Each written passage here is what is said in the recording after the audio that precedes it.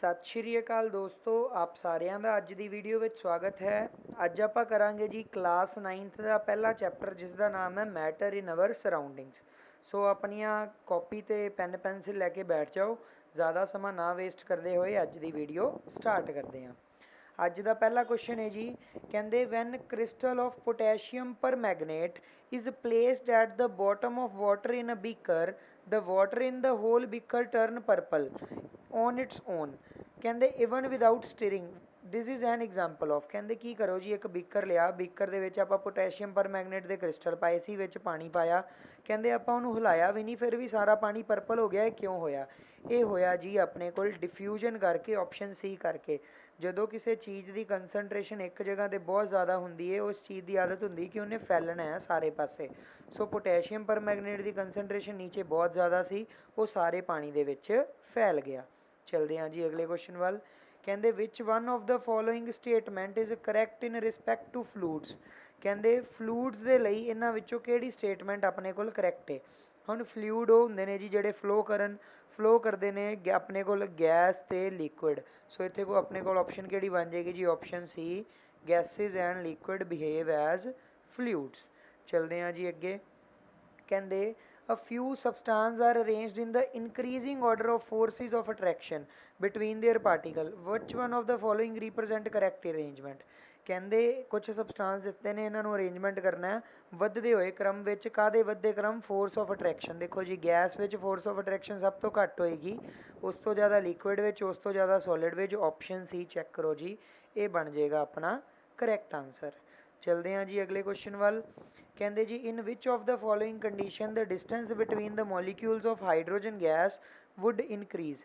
ਕਹਿੰਦੇ ਇਹਨਾਂ ਵਿੱਚੋਂ ਕਿਹੜੀ ਕੰਡੀਸ਼ਨ ਵਿੱਚ ਡਿਸਟੈਂਸ ਹਾਈਡਰੋਜਨ ਗੈਸ ਦਾ ਵਧੇਗਾ? ਪਹਿਲਾ ਕੁਛ ਆਪਣੇ ਕੋਲ ਪੁਆਇੰਟ ਹੈ ਜੀ, ਕਹਿੰਦੇ increasing pressure on hydrogen contained in close container.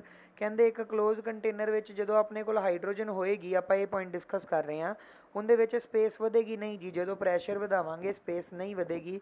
ਸੋ ਪਹਿਲੇ ਵਾਲਾ ਤਾਂ ਗਲਤ ਹੈ, ਆਪਣੇ ਕੋਲ ਆਹ ਆਪਸ਼ਨ ਗਲਤ ਹੋ ਗਈ, ਆਪਣੇ ਕੋਲ ਇਹ ਵੀ ਆਪਸ਼ਨ ਗਲਤ ਹੋ ਗਈ। ਆਪਸ਼ਨ ਬਚੀ ਸੈਕਿੰਡ ਤੇ ਥਰਡ ਤੇ ਫੋਰਥ। ਥਰਡ ਫੋਰਥ ਵਿੱਚ ਸੈਕਿੰਡ ਪੁਆਇੰਟ ਤਾਂ ਕਾਮਨ ਹੈ, ਭਾਵੇਂ ਹੁਣ ਇਹਨੂੰ ਨਾ ਹੀ ਰੀਡ ਕਰੋ, ਸੈਕਿੰਡ ਪੁਆਇੰਟ ਤਾਂ ਕਰੈਕਟ ਹੈ ਹੀ ਹੈ। ਥਰਡ ਤੇ ਫੋਰਥ ਵਿੱਚ ਆਪਾਂ ਚੈੱਕ ਕਰਨਾ। ਕਹਿੰਦੇ ਜੀ increasing the volume of container of hydrogen gas. ਕਹਿੰਦੇ ਜਦੋਂ ਆਪਾਂ ਗੈਸ ਦੇ ਕੰਟੇਨਰ ਦਾ ਵੋਲਿਊਮ ਵਧਾਵਾਂਗੇ, ਜਾਂ ਚੌਥਾ ਪੁਆਇੰਟ ਕੀ ਹੈ? Adding more hydrogen gas to container without increasing the volume. ਕਹਿੰਦੇ ਬਿਨਾਂ ਵੋਲਿਊਮ ਨੂੰ ਵਧਾਏ ਗੈਸ ਨੂੰ ਹੋਰ ਵਧਾਵਾਂਗੇ, ਤੇ ਉੱਥੇ ਕੀ ਹੋਏਗਾ? ਉਹਨਾਂ ਦੇ ਵਿੱਚ ਡਿਸਟੈਂਸ ਘੱਟ ਜਾਏਗਾ। ਜ਼ਿਆਦਾ ਗੈਸ ਆਏਗੀ, ਡਿਸਟੈਂਸ ਘੱਟ ਜਾਏਗਾ। ਤੇ ਜਿਹੜਾ ਉੱਪਰ ਵਾਲਾ ਪੁਆਇੰਟ ਹੈ, ਜਦੋਂ ਆਪਾਂ ਉਹਦਾ ਵੋਲਿਊਮ ਵਧਾਵਾਂਗੇ ਤੇ ਉਹਨਾਂ ਦੇ ਵਿੱਚ ਡਿਸਟੈਂਸ ਵੱਧ ਜਾਏਗਾ। ਸੋ ਇੱਥੇ ਸਹੀ ਆਪਸ਼ਨ ਬਣਦੀ ਜੀ ਆਪਣੀ ਆਪਸ਼ਨ ਸੀ। ਚਲਦੇ ਹਾਂ ਜੀ ਅੱਗੇ। ਕਹਿੰਦੇ ਜੀ out of the following an example of matter which can termed as fluid. Fluid ਮਤਲਬ ਜੀ ਇਹਨਾਂ ਦੇ ਵਿੱਚੋਂ ਲਿਕੁਇਡ ਜਾਂ ਫਿਰ ਆਪਣੇ ਕੋਲ ਗੈਸ ਕੌਣ ਹੈ? ਸਾਰੇ ਸੋਲਿਡ ਨੇ, ਕਿਹਨੂੰ ਛੱਡ ਕੇ? ਆਕਸੀਜਨ ਨੂੰ ਛੱਡ ਕੇ। ਇਹ ਬਣ ਜਾਏਗਾ ਇੱਥੇ ਆਪਣਾ ਕਰੈਕਟ ਆਂਸਰ। ਕਹਿੰਦੇ ਜੀ the best evidence for the existence of and movement of particle in fluid was provided by. ਕਹਿੰਦੇ ਜਿਹੜੀ ਲਿਕੁਇਡ ਦੇ ਪਾਰਟੀਕਲਸ ਵਿੱਚ ਮੂਵਮੈਂਟ ਹੋਈ ਜਾਂਦੀ ਹੈ, ਕਿਹਨੇ ਦਿੱਤਾ ਸੀ ਇਹ ਮੂਵਮੈਂਟ? ਹੁੰਦੀ ਹੈ ਜੀ ਬਰਾਊਨੀਅਨ ਮੂਵਮੈਂਟ। ਇਹ ਦਿੱਤੀ ਸੀ ਜੀ ਆਪਾਂ ਨੂੰ ਰੋਬਰਟ ਬਰਾਊਨ ਨੇ। ਆਪਸ਼ਨ ਆਪਣੇ ਕੋਲ ਡੀ, ਰੋਬਰਟ ਬਰਾਊਨ। ਹੁਣ ਤੁਹਾਨੂੰ ਪ੍ਰੋਪਰਲੀ ਦਿਖ ਰਿਹਾ ਹੋਏਗਾ, Robert Brown is the correct answer. ਚਲਦੇ ਹਾਂ ਜੀ ਅੱਗੇ। ਕਹਿੰਦੇ ਜੀ a form of matter has no fixed shape but has fixed volume. ਕਹਿੰਦੇ ਜਿਹਦੀ ਫਿਕਸ ਸ਼ੇਪ ਨਹੀਂ ਹੁੰਦੀ ਬਟ ਫਿਕਸ ਵੋਲਿਊਮ ਹੁੰਦਾ। ਆਪਣੇ ਕੋਲ ਲਿਕੁਇਡ ਹੁੰਦੇ ਨੇ ਜਿਨ੍ਹਾਂ ਦੀ ਫਿਕਸ ਸ਼ੇਪ ਨਹੀਂ ਹੁੰਦੀ, ਜਿਹੜੇ ਭਾਂਡੇ ਵਿੱਚ ਪਾ ਦਿਓ ਉਵੇਂ ਦੀ ਸ਼ੇਪ ਹੋ ਜਾਂਦੀ ਹੈ, ਬਟ ਵੋਲਿਊਮ ਫਿਕਸ ਰਹਿੰਦਾ ਹੈ। ਸੋ ਆਪਸ਼ਨ ਇਜ਼ ਬੀ ਆਪਣੇ ਕੋਲ ਕੈਰੋਸਿਨ। ਕੈਰੋਸਿਨ ਹੀ ਇੱਕ ਲਿਕੁਇਡ ਹੈ, ਬਾਕੀ ਸਾਰੇ ਸੋਲਿਡ ਜਾਂ ਗੈਸ ਨੇ। ਚਲਦੇ ਹਾਂ ਜੀ ਅੱਗੇ। ਕਹਿੰਦੇ which of the following statements is incorrect. ਕਹਿੰਦੇ ਇਹਨਾਂ ਵਿੱਚੋਂ ਕਿਹੜੀ ਇਨਕਰੈਕਟ ਹੈ? ਕਹਿੰਦੇ the particles of matter are very small. ਬਿਲਕੁਲ ਜੀ, ਸਾਰੇ ਪਾਰਟੀਕਲਸ ਨੇ ਜਿਹੜੇ ਉਹ ਬਹੁਤ ਛੋਟੇ ਨੇ। The particle of matter attract each other. ਹਾਂਜੀ, ਅਟਰੈਕਟ ਵੀ ਕਰਦੇ ਨੇ ਜੀ। The particles of some of the matter are moving constantly. ਕਹਿੰਦੇ ਕੁਛ ਮੈਟਰ ਨੇ ਜਿਹੜੇ ਉਹ ਮੂਵ ਕਰ ਰਹੇ ਨੇ ਕੌਨਸਟੈਂਟਲੀ। ਥੋੜ੍ਹੀ ਡਾਊਟ ਵਾਲੀ ਗੱਲ ਹੈ, ਅਗਲਾ ਵੀ ਇੱਕ ਵਾਰ ਰੀਡ ਕਰਦੇ ਹਾਂ। ਕਹਿੰਦੇ ਜੀ the particles of all the matter have space between them. ਹੁਣ ਦੇਖੋ ਜੀ ਇਹ ਦੋਨਾਂ ਵਿੱਚੋਂ ਵੇਖੀਏ, ਹਰ ਕਿਸੇ ਵਿੱਚ ਸਪੇਸ ਹੁੰਦੀ ਹੈ, ਕਿਸੇ ਵਿੱਚ ਘੱਟ ਹੁੰਦੀ, ਕਿਸੇ ਵਿੱਚ ਜ਼ਿਆਦਾ ਹੁੰਦੀ ਹੈ। ਪਰ ਜਿਹੜੇ ਮੋਸ਼ਨ ਹੈ, ਠੀਕ ਹੈ ਜੀ, ਉਹ ਸਮ 'ਚ ਨਹੀਂ ਆਲ 'ਚ ਹੁੰਦਾ। ਸੋਲਿਡ 'ਚ ਤੁਸੀਂ ਪੁੱਛੋਗੇ ਕਿਵੇਂ ਮੋਸ਼ਨ ਹੁੰਦਾ? ਸੋਲਿਡ 'ਚ ਹੁੰਦਾ ਜੀ ਆਪਣੇ ਕੋਲ ਵਾਈਬ੍ਰੇਟਰੀ ਮੋਸ਼ਨ ਹੁੰਦਾ। ਸੋ ਇੱਥੇ ਇਨਕਰੈਕਟ ਬਣ ਜਾਂਦਾ ਆਪਣੇ ਕੋਲ ਆਪਸ਼ਨ ਥਰਡ। ਆਪਸ਼ਨ ਥਰਡ ਹੈ ਜਿਹੜਾ ਇੱਥੇ ਆਪਣੇ ਕੋਲ ਆਪਣਾ ਆਨਸਰ ਬਣ ਜਾਏਗਾ। ਚਲਦੇ ਹਾਂ ਜੀ ਅੱਗੇ। ਇੱਥੇ ਮੈਂ 2 ਕੁਐਸਚਨ ਤੁਹਾਨੂੰ ਸਕਿਪ ਕਰਵਾ ਰਿਹਾ, ਆਪਾਂ ਇਹ ਵਾਲੇ ਕੁਐਸਚਨ 'ਤੇ ਆ ਰਹੇ ਹਾਂ। ਉਹ ਵਾਲੇ ਕੁਐਸਚਨ 'ਚ ਐਕਚੁਅਲੀ ਥੋੜ੍ਹਾ ਜਿਹਾ ਆਪਾਂ ਨੂੰ ਦਿੱਕਤ ਹੈਗੀ ਹੈ, ਕੰਟਰੋਵਰਸ਼ੀਅਲ ਜਿਹੇ ਕੁਐਸਚਨ ਨੇ, ਸੋ ਮੈਂ ਉਹਨਾਂ ਨੂੰ ਇਸ ਵੇਲੇ ਇੱਥੇ ਡਿਸਕਸ ਨਹੀਂ ਕਰ ਰਿਹਾ।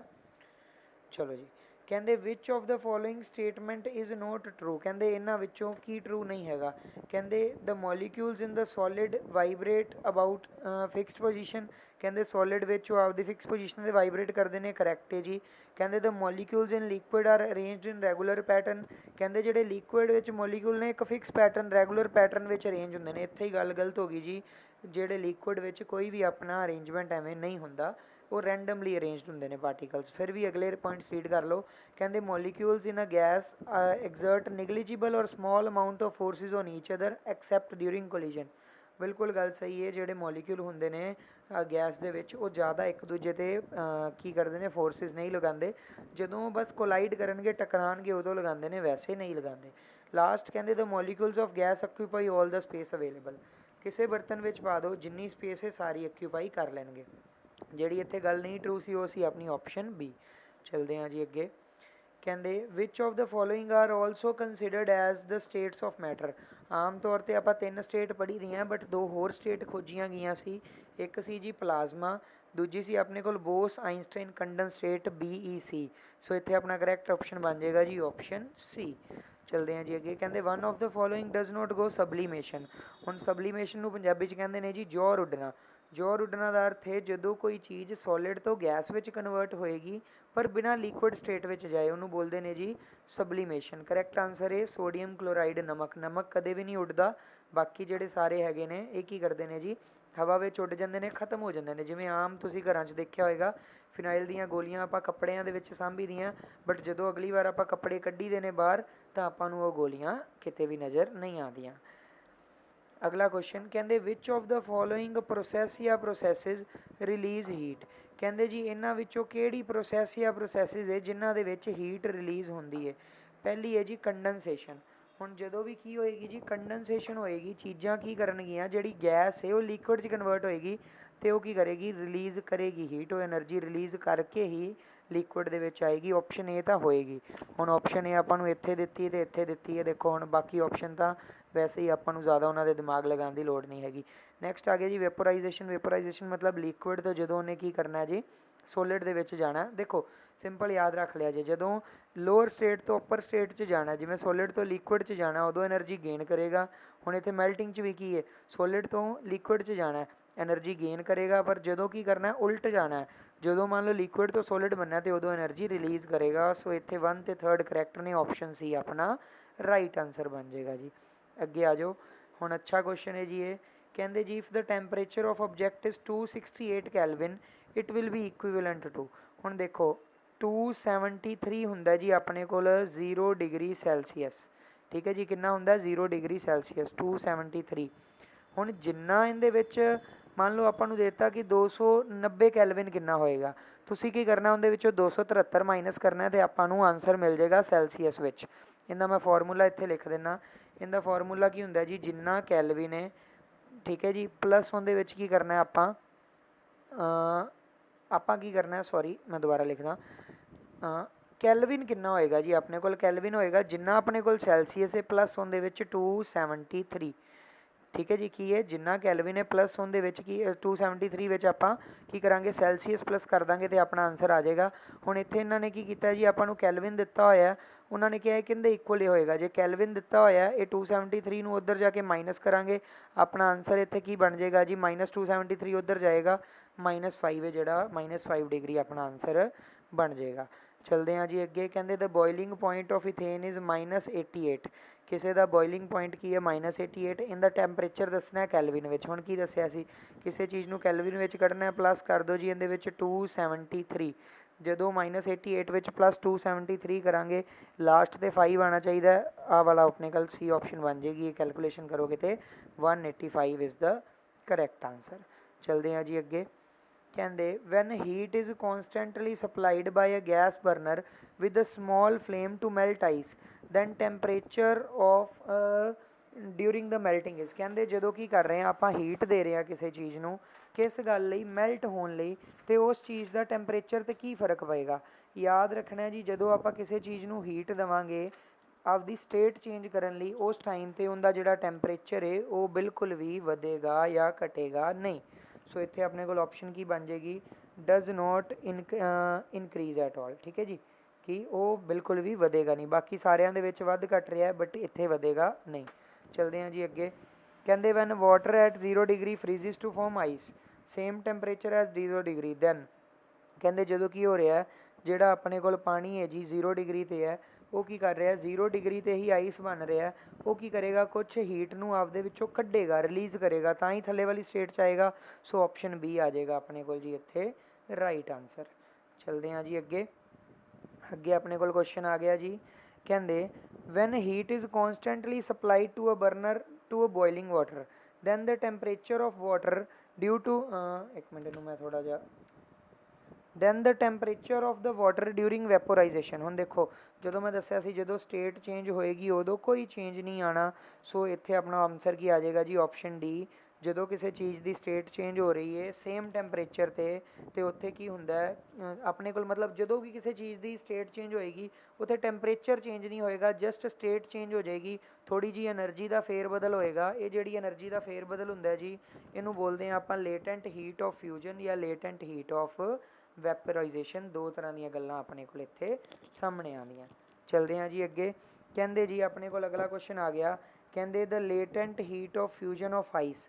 ਕਹਿੰਦੇ ਆਈਸ ਦੀ ਜਿਹੜੀ ਲੇਟੈਂਟ ਹੀਟ ਆਫ ਫਿਊਜ਼ਨ ਹੁੰਦੀ ਹੈ ਇਹ ਆਪਣੇ ਕੋਲ ਕਿੰਨੀ ਹੁੰਦੀ ਹੈ, ਇਹ ਹੁੰਦੀ ਹੈ ਜੀ ਆਪਣੇ ਕੋਲ 3.4 into 10 raise to the power 4। ਆਪਣੇ ਕੋਲ ਜਿਹੜੀ ਆ ਥਰਡ ਆਪਸ਼ਨ ਹੈਗੀ ਹੈ, ਵੈਸੇ ਉਹਨੂੰ ਹੁਣ ਐਵੇਂ ਵੀ ਲਿਖਿਆ ਜਾ ਸਕਦਾ 3.34 10 ਰੇਜ਼ ਟੂ ਦੀ ਪਾਵਰ 5। ਠੀਕ ਹੈ ਜੀ, ਬਟ ਦੇਖੋ ਇਹ ਵਾਲੀ ਆਪਸ਼ਨ ਆਪਣੇ ਕੋਲ ਕਿਤੇ ਨਹੀਂ ਹੈਗੀ ਸੀ, ਸੋ ਇਹਦਾ ਇਕੁਇਲੈਂਟ ਕੀ ਬਣਦਾ ਇਹ ਦੇਖੋ, ਜਸਟ ਤੁਹਾਨੂੰ ਪਾਵਰ 'ਚ ਕਨਫਿਊਜ਼ ਕਰ ਸਕਦੇ ਨੇ, ਹੋਰ ਕੋਈ ਇਹ ਵੱਡੀ ਡੀਲ ਨਹੀਂ ਹੈਗੀ। ਇਹ ਯਾਦ ਰੱਖਣਾ ਜੀ, ਇਹ ਨਾ ਯਾਦ ਰੱਖਣ ਵਾਲੀ ਗੇਲ ਹੈ ਕਿ ਜਿਹੜੀ ਆਈਸ ਹੁੰਦੀ ਹੈ ਉਹਦੀ ਲੇਟੈਂਟ ਹੀਟ ਆਫ ਫਿਊਜ਼ਨ ਕਿੰਨੀ ਹੁੰਦੀ ਹੈ। ਹੁਣ ਜਿਵੇਂ ਅਗਲਾ ਕੁਐਸਚਨ ਆ ਗਿਆ ਦੇਖੋ, the latent heat of vaporisation of water. ਪਾਣੀ ਦੇ ਵੈਪੋਰਾਈਜੇਸ਼ਨ ਦੀ ਆਪਣੇ ਕੋਲ ਲੇਟੈਂਟ ਹੀਟ ਦੀ ਅਮਾਊਂਟ ਕਿੰਨੀ ਹੈ। ਲੇਟੈਂਟ ਹੀਟ ਹੁੰਦਾ 1 ਕਿਲੋ ਪਾਣੀ ਨੂੰ ਜੇ ਆਪਦੀ ਸਟੇਟ ਚੇਂਜ ਕਰਨੀ ਉਹਨੂੰ ਕਿੰਨੀ ਹੀਟ ਲੈਣੀ ਪਏਗੀ ਵਿਦਾਊਟ ਟੈਂਪਰੇਚਰ ਚੇਂਜ ਕੀਤੇ। ਸੋ ਇੱਥੇ ਜਿਹੜਾ ਆਪਣਾ ਆਨਸਰ ਆਏਗਾ ਜੀ ਇਹਦਾ ਬਣੇਗਾ option A 2.25 into 10 raise to the power 6 ਆ ਜਾਏਗਾ ਜੀ। ਚਲਦੇ ਹਾਂ ਜੀ ਅੱਗੇ। ਕਹਿੰਦੇ ਜੀ ਸੌਰੀ ਇੱਕ ਸੈਕਿੰਡ ਜੀ, ਹਾਂਜੀ। ਕਹਿੰਦੇ which one of the following is set of phenomena would increase on raising the temperature. ਕਹਿੰਦੇ ਇਹਨਾਂ ਵਿੱਚੋਂ ਕਿਹੜੀਆਂ ਚੀਜ਼ਾਂ ਵਧਣਗੀਆਂ ਜਦੋਂ ਆਪਾਂ ਕੀ ਕਰਾਂਗੇ ਜੀ ਟੈਂਪਰੇਚਰ ਵਧਾਵਾਂਗੇ। ਯਾਦ ਰੱਖਣਾ ਟੈਂਪਰੇਚਰ ਵਧਣ 'ਤੇ ਇਹਦਾ ਆਨਸਰ ਮੈਂ ਤੁਹਾਨੂੰ ਡਾਇਰੈਕਟਲੀ ਦੱਸ ਦਿੰਦਾ, ਜ਼ਿਆਦਾ ਟਾਈਮ ਨਾ ਵੇਸਟ ਕਰਕੇ, ਬਾਕੀ ਚੀਜ਼ਾਂ ਨਾਲ ਤੁਸੀਂ ਆਪੇ ਇੰਟਰਪ੍ਰੇਟ ਕਰ ਲੈਣਾ।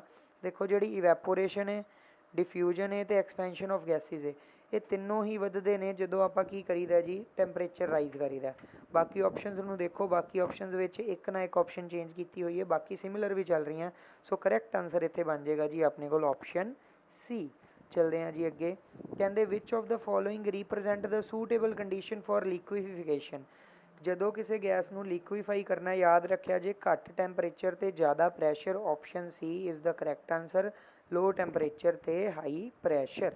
ਚਲਦੇ ਹਾਂ ਜੀ ਅੱਗੇ। ਕਹਿੰਦੇ during the summer water is kept in earthen pot. ਮਤਲਬ ਜੀ ਘੜਾ ਹੁੰਦਾ ਜਿਹੜਾ ਘੜੇ 'ਚ ਪਾਣੀ ਰੱਖਿਆ ਠੰਡਾ ਹੁੰਦਾ, ਕਿਉਂ ਹੁੰਦਾ ਜੀ ਇਹ ਹੁੰਦਾ ਡਿਊ ਟੂ ਇਵੈਪੋਰੇਸ਼ਨ। ਘੜੇ ਦੇ ਵਿੱਚ ਨਿੱਕੇ ਨਿੱਕੇ ਪੋਰ ਹੁੰਦੇ ਨੇ, ਉਹ ਪੋਰ ਕੀ ਕਰਦੇ ਨੇ ਜੀ, ਉਹ ਪੋਰ ਦੇ ਵਿੱਚ ਪਾਣੀ ਸਿਮਦਾ, ਬਾਹਰ ਵਾਲੀ ਹੀਟ ਕੀ ਕਰਦੀ ਹੈ ਉਹ ਪਾਣੀ ਉਹਦੇ ਵਿੱਚੋਂ ਹੀਟ ਨੂੰ ਲੈ ਜਾਂਦੀ ਅਤੇ ਅੰਦਰ ਵਾਲਾ ਪਾਣੀ ਠੰਡਾ ਹੋ ਜਾਂਦਾ। ਚਲਦੇ ਹਾਂ ਜੀ ਅੱਗੇ। ਹੁਣ ਇਹ ਕੁਐਸਚਨ ਆ ਗਿਆ ਜੀ, ਕਹਿੰਦੇ ਔਨ ਕਨਵਰਟਿੰਗ 25 ਡਿਗਰੀ 38 ਡਿਗਰੀ ਅਤੇ 66 ਡਿਗਰੀ ਟੂ ਕੈਲਵਿਨ ਸਕੇਲ। ਤਿੰਨਾਂ ਦੇ ਵਿੱਚ 273 273 273 ਪਲੱਸ ਕਰ ਦਿਓ, ਤੁਹਾਡਾ ਆਨਸਰ ਆ ਜਾਏਗਾ। ਇਹਦਾ ਆਨਸਰ ਤੁਸੀਂ ਮੈਨੂੰ ਨੀਚੇ ਕਮੈਂਟ ਬਾਕਸ ਵਿੱਚ ਦੱਸ ਸਕਦੇ ਹੋ। ਚਲਦੇ ਹਾਂ ਜੀ ਅੱਗੇ। ਕਹਿੰਦੇ the conversion of solid into the vapours without passing through the liquid. ਆਪਾਂ ਉੱਪਰ ਵੀ ਗੱਲ ਕਰਕੇ ਆਏ, ਜਦੋਂ ਇੱਕ ਸੋਲਿਡ ਲਿਕੁਇਡ ਵਿੱਚ ਕਨਵਰਟ ਹੁੰਦਾ ਵਿਦਾਊਟ ਚੇਂਜ ਹੋਏ, without of the temperature change ਕੀਤੇ, ਇਹਨੂੰ ਬੋਲਦੇ ਨੇ ਜੀ ਸਬਲੀਮੇਸ਼ਨ। ਠੀਕ ਹੈ ਜੀ। ਚਲਦੇ ਹਾਂ ਅੱਗੇ। ਕਹਿੰਦੇ evaporation of water increase under the condition. ਕਹਿੰਦੇ ਇਵੈਪੋਰੇਸ਼ਨ ਕਦੋਂ ਵਧੇਗੀ। ਪਹਿਲੀ ਗੱਲ ਤਾਂ ਜੀ ਜਦੋਂ ਆਪਣੇ ਕੋਲ ਫਸਟ ਜਿਵੇਂ ਆਪਸ਼ਨ ਦੇਖੋ ਇਨਕਰੀਜ਼ ਇਨ ਟੈਂਪਰੇਚਰ। ਜਿਹੜੀ ਇਵੈਪੋਰੇਸ਼ਨ ਹੁੰਦੀ ਹੈ ਨਾ ਜੀ ਇਹਦੇ ਕੁਛ ਫੈਕਟਰ ਹੁੰਦੇ ਨੇ। ਟੈਂਪਰੇਚਰ ਵਧਣ ਨਾਲ ਇਵੈਪੋਰੇਸ਼ਨ ਵੱਧਦੀ ਹੈ, ਸਰਫੇਸ ਏਰੀਆ ਵਧਣ ਨਾਲ ਇਵੈਪੋਰੇਸ਼ਨ ਵੱਧਦੀ ਹੈ। ਠੀਕ ਹੈ ਜੀ। ਫਿਰ ਆਪਣੇ ਕੋਲ ਜੇ ਹਵਾ ਚੱਲ ਰਹੀ ਹੈ ਅਤੇ ਉਹਦੇ ਨਾਲ ਵੀ ਇਵੈਪੋਰੇਸ਼ਨ ਵੱਧਦੀ ਹੈ। ਨੋਟ ਕਰੋ ਜਦੋਂ ਹਵਾ ਚੱਲ ਰਹੀ ਹੁੰਦੀ ਹੈ ਤਾਂ ਕੱਪੜੇ ਜ਼ਿਆਦਾ ਜਲਦੀ ਸੁੱਕਦੇ ਨੇ। ਅਤੇ ਚੌਥਾ ਫੈਕਟਰ ਹੁੰਦਾ ਜੀ ਹਿਊਮਿਡਿਟੀ ਮਤਲਬ ਨਮੀ। ਐਟਮੋਸਫੇਅਰ ਵਿੱਚ ਜਿੰਨੀ ਜ਼ਿਆਦਾ ਨਮੀ ਹੁੰਦੀ ਹੈ ਅਤੇ ਆਪਣੀ ਜਿਹੜੀ ਵੈਪੋਰੇਸ਼ਨ ਦੀ ਪ੍ਰੋਸੈਸ ਹੈ ਉਨੀ ਜ਼ਿਆਦਾ ਸਲੋ ਹੁੰਦੀ ਹੈ। ਸੋ ਇੱਥੇ ਜਦੋਂ ਤੁਸੀਂ ਕਰੈਕਟ ਆਨਸਰ ਵੇਖੋਗੇ ਜੀ, ਦੇਖੋ ਆਪਸ਼ਨ ਸੀ, ਕਹਿੰਦੇ ਜੀ ਇਨਕਰੀਜ਼ ਇਨ ਸਰਫੇਸ ਏਰੀਆ ਅਤੇ ਰਾਈਜ਼ ਇਨ ਟੈਂਪਰੇਚਰ, ਇਹ ਦੋਨਾਂ ਫੈਕਟਰ ਦੇ ਨਾਲ ਕੀ ਹੋਏਗਾ, ਜਿਹੜੀ ਵੈਪੋਰੇਸ਼ਨ ਦੀ ਪ੍ਰੋਸੈਸ ਹੈ ਉਹ ਵਧੇਗੀ। ਅੱਗੇ ਆ ਗਏ ਜੀ, ਕਹਿੰਦੇ on converting 308 degree kelvin 329 degree 391 degree Celsius ਕੀ ਕਰੈਕਟ ਸੀਕੁਐਂਸ ਹੋਏਗੀ। ਹੁਣ ਕੀ ਕਰੈਕਟ ਸੀਕੁਐਂਸ ਹੋਏਗੀ, ਤਿੰਨਾਂ ਦੇ ਵਿੱਚੋਂ -273 ਕਰ ਦਿਓ, ਠੀਕ ਹੈ ਜੀ, ਅਤੇ ਆਪਾਂ ਨੂੰ ਆਪਣਾ ਆਨਸਰ ਮਿਲ ਜਾਏਗਾ। ਇਸ ਕੁਐਸਚਨ ਦਾ ਵੀ ਆਨਸਰ ਤੁਸੀਂ ਮੈਨੂੰ ਕਮੈਂਟ ਬਾਕਸ ਦੇ ਵਿੱਚ ਦੱਸ ਸਕਦੇ ਹੋ। ਚਲਦੇ ਹਾਂ ਜੀ ਅੱਗੇ, ਕਹਿੰਦੇ which of the following is absorbed during the change of state of substance, ਕਹਿੰਦੇ ਇਹਦੇ ਵਿੱਚੋਂ ਕਿਹਨੂੰ ਐਬਜ਼ੋਰਬ ਕੀਤਾ ਜਾਂਦਾ ਹੈ ਜਦੋਂ ਵੀ ਕੀ ਕੀਤਾ ਜਾਂਦਾ ਜੀ, ਕਿਸੇ ਚੀਜ਼ ਦੀ ਆਪਣੇ ਕੋਲ ਸਟੇਟ ਚੇਂਜ ਕੀਤੀ ਜਾਂਦੀ ਹੈ। ਯਾਦ ਰੱਖਣਾ, ਜਦੋਂ ਵੀ ਕਿਸੇ ਚੀਜ਼ ਦੀ ਆਪਣੇ ਕੋਲ ਸਟੇਟ ਚੇਂਜ ਕੀਤੀ ਜਾਏਗੀ, ਜਿਹੜੀ ਲੇਟੈਂਟ ਹੀਟ ਹੁੰਦੀ ਹੈ ਇਸ ਨੂੰ ਐਬਜ਼ੋਰਬ ਜਾਂ ਰਿਲੀਜ਼ ਕੀਤਾ ਜਾਂਦਾ ਹੈ, ਠੀਕ ਹੈ ਜੀ।